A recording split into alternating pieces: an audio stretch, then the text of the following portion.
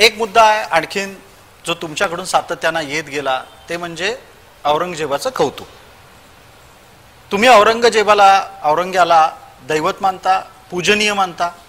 एक लक्षात घ्या, मी कोणाला देव मानत नाही आणि देव मानतच नाही मी. ठीक आहे. प्रश्न असा आहे, तुम्ही सगळेजण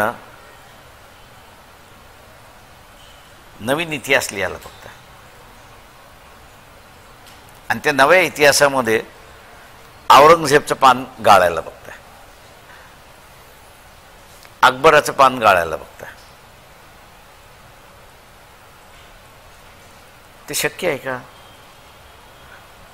औरंगजेबाचं राज्य होतं, जी शिवाजी महाराजांचं राज्य होतं, दोघांचे युद्ध झाल्या, लढाई झाल्या, सगळं झालं आहे. अकबर होता का? तो होता. जे आहे त्याला आहे म्हणा ना, त्याला नाकारते कशासाठी?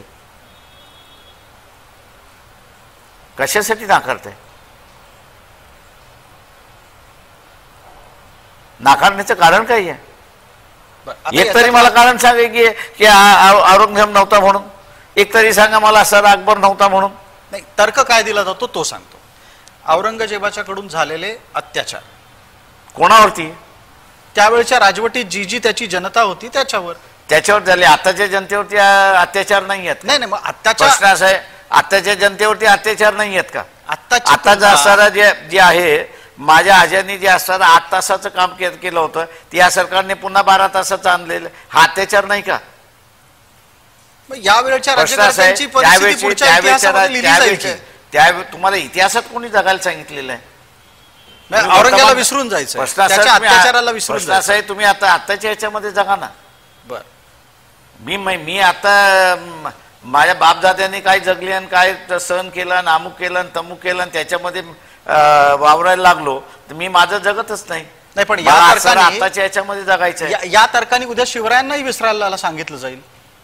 शिवरायांचं असताना कार्य आहे म्हणूनच ते जिवंत आज 400 वर्षांनंतर जिवंत आहे.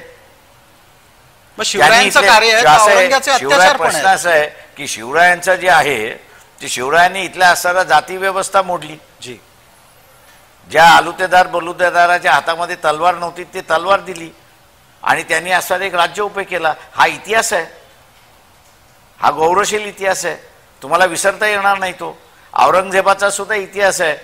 तो इतिहास तुम्ही घ्यायचा की सोडायचा हा ठरवायचा आहे.